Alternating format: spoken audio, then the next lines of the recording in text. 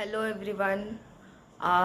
Almost 1 বছর হয়ে গেছে আমি ব্লগ কিছু বানাইনি, বানানো বন্ধ করে দিয়েছিলাম। কারণ কি আমার এখনও পোস্ট গ্রাজুয়েট তো শেষ হয়নি, তো সেই জন্য অনেক চাপও চলছে।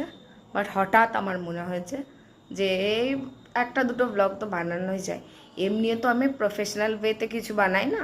তো সেই হিসাবে আমি ভাবলাম যে আবার একটা একটা করে ব্লগ বানানো স্টার্ট করব।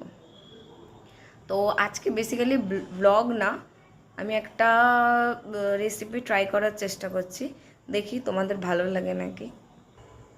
তো বেসিক্যালি আমি আজকে বানাবো, ওটাকে ফিরনি বলে, মানে পায়েসের মতনই বাট একটু অন্যরকম, কিন্তু আমি খেজুর গুড় দিয়ে বানাবো এটা।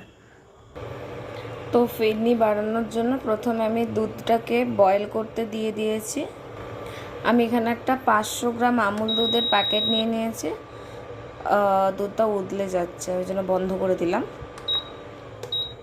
এবারে সেটাকে আমি ফুটিয়ে ফুটিয়ে কমিয়ে নিয়েছি, মানে ক্ষীরের মতন করে নিয়েছি একদম।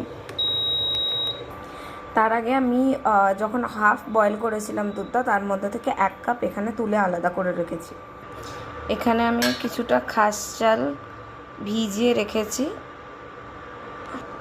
এবার এই খাস চালটাকে একটু মিক্সিতে গ্রাইন্ড করে নিতে হবে।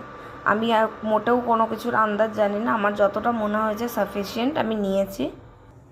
এরপর ওটাকে আমি পিষে নিলাম, আর যেই দুধটা ছিল আলাদা করে রাখা ওটাকে এর সাথে মিক্স করে দিয়েছি।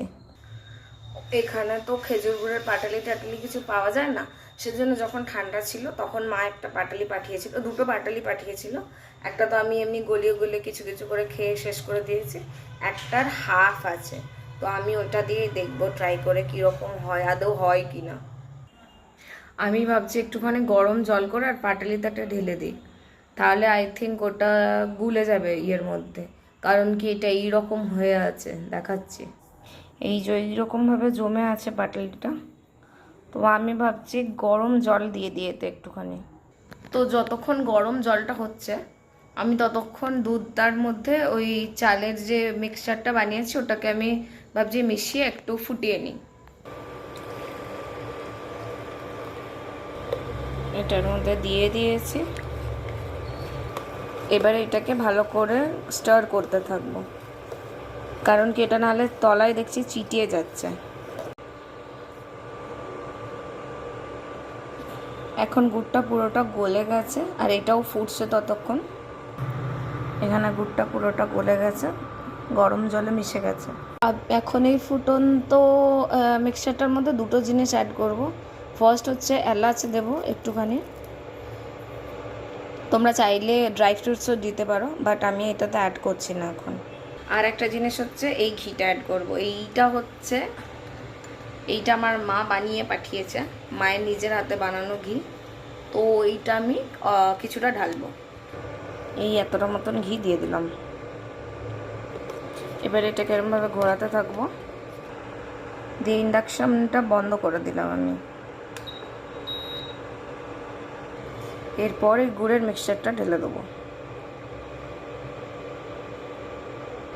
জাস্ট এটা মিক্সচারটা ঢেলে দিয়ে, গুড়ের মিক্সচারটাকে জাস্ট ঢেলে দিয়েছি, দিয়ে এটাকে জাস্ট ঘোরাতে থাকবো।